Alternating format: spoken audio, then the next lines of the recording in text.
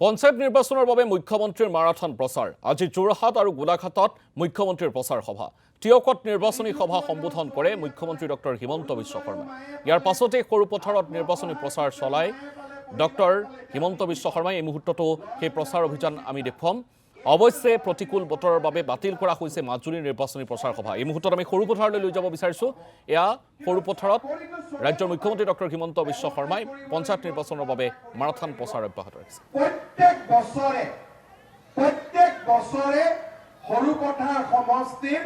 আমি 1000 লৰাক 2 লাখ টকাকৈ আমি চৰকাৰৰ পৰা দিয়াৰ ব্যৱস্থা কৰিম যোৱাবাৰ আমি 300 জনক দিলো পৰীক্ষামূলক অক্টোবৰত আমি 700 জন 800 জনক আৰু দিম তাৰ পিছত প্ৰত্যেক বছৰে 1000 লৰাক দি থৈ গৈ থাকিম যাতে অসমত চাকৰি নাপালেও অন্তত লৰা ছোৱালীখিনিয়ে যাতে ব্যৱসায় বাণিজ্য কৰি পৰিয়ালটো চলাব পাৰে ভাল হ'ব না বেয়া হ'ব আৰু এটা লৰাবিলাকৰ কাৰণে আমি এবাৰ আঁচনি কৰিব খুজিছো যেনেকৈ মই বিএ পাছ কৰিলো মাক বাপেকে ভাবে লৰা ছোৱালী গ্ৰেজুৱেট হ'ল গতিকে আমাক ইনকাম কৰি আনিব লৰাটোৱে ভাবে যে গ্ৰেজুৱেট হলো দেউতা মাৰ পৰা কেনেকে পইচা খুজো বহুতেতো চাকৰি ফৰ্ম ফিল আপে নকৰে কাৰণ ফৰ্ম ফিল আপ কৰিলেও 300 টকা লাগে পৰীক্ষা দিবৰ কাৰণে গোলাঘাট গুৱাহাটীত যাব লাগে সেইকাৰণে এইবাৰ আমি ঠিক কৰিছো যিমান লৰা ছোৱালী ডিগ্ৰী পাছ কৰিব বিশেষকৈ আমাৰ লৰাবিলাকক ডিগ্ৰী পাছ কৰিলে আমি 1 বছৰৰ কাৰণে তেওঁলোকৰ বেংক একাউণ্টত প্ৰত্যেক মাহত 2500 টকা কৰি আমি দি গৈ থাকোঁ প্ৰত্যেক মাহত যাতে আমাৰ লৰা ছোৱালীবিলাকে কতো কষ্ট খাব নালাগে আপোনালোকে আগত চিন্তা কৰক চৰকাৰটো বহুত আছিল ৰাস্তা ঘাট উৰিয়াম ঘাট সৰুপথাৰ বৰপথাৰ কি ৰাস্তা আছিল গোলাঘাটত মেডিকেল কলেজ গোলাঘাটত কেন্সাৰ হস্পিটাল গোলাঘাটৰ ৰাস্তা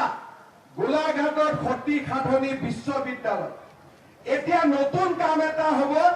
গোলাঘাটৰ নুমলীগড়ৰ পৰা ব্ৰহ্মপুত্ৰৰ তলেদি গৈ গহপুৰত ওলাব পাৰিব সুৰংগও আমি বনাই আছো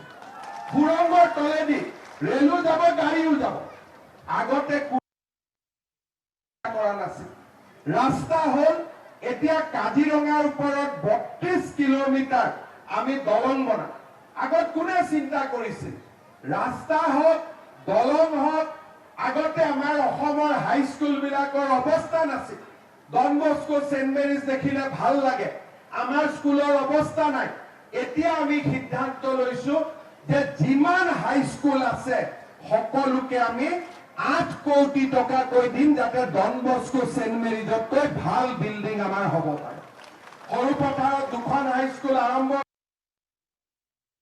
5খন হাইস্কুল আৰম্ভ হৈছে আৰু আমি হাইস্কুল দিম যাতে চাওঁতে আমাৰ হাইস্কুল বিলাক ডন বস্কো সেন্ট মেৰিজতকৈ ভাল হ'ব পাৰে অংগনবাড়ীবোৰ ধুনীয়া হৈছে হাইস্কুলবোৰ ধুনীয়া হ'ব এনেকৈ আমি অসমখনক আগুৱাই লৈ গৈ থাকিম বসুন্ধৰা মাটিৰ পট্টা কোনেও আগত চিন্তা কৰা নাছিল আজি আমি এটা কৈ মানুহৰ যিমান সমস্যা আছিল আমি গোটেইবোৰ শেষ কৰিছো 1 অক্টোবৰৰ পৰা অংগনবাড়ী কৰ্মীৰো সহায়িকাৰো দৰমহা বাঢ়িব ৰান্ধনীৰো দৰমহা বাঢ়িব আশা কৰ্মীৰো দৰমহা বাঢ়িব গাঁও বুঢ়াৰো দৰমহা বাঢ়িব আমি সকলোকে আমি সন্তুষ্ট কৰিম টিউটৰ সকলৰ দৰমহা বাঢ়িব চাকৰি বিদ্যালয় যিবিলাকৰ প্ৰাদেশিকৰণৰ সমস্যা আছিল যিমান পাৰো প্ৰাদেশিকৰণৰ সমস্যাও আমি এই বছৰতে সমাধান কৰিম তাৰ মানে এই পঞ্চায়ত ইলেকশ্যনৰ পৰা অহা বিধানসভালৈকে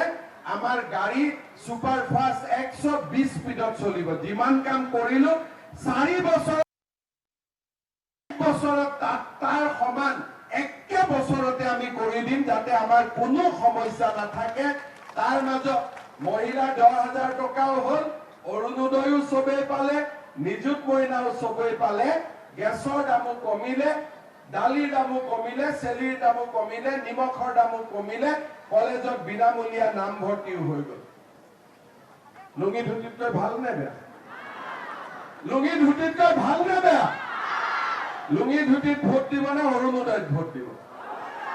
একদম মনৰ পৰা কওক, লুঙিত ভোট দিব? লুঙি ধুতিত ভোট দিব নে মহিলা উদ্যমিতাত ভোট দিব? লুঙি ধুতিত ভোট দিব নে নিযুত মইনাত ভোট দিব?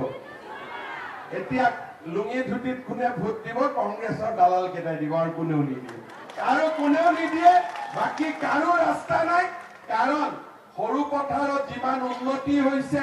অসমত যিমান উন্নতি হৈছে, সিয়ে আজি প্ৰমাণ কৰে যে আমাৰ ৰাজ্যখন কিমানখিনি আগুৱাই গৈছে।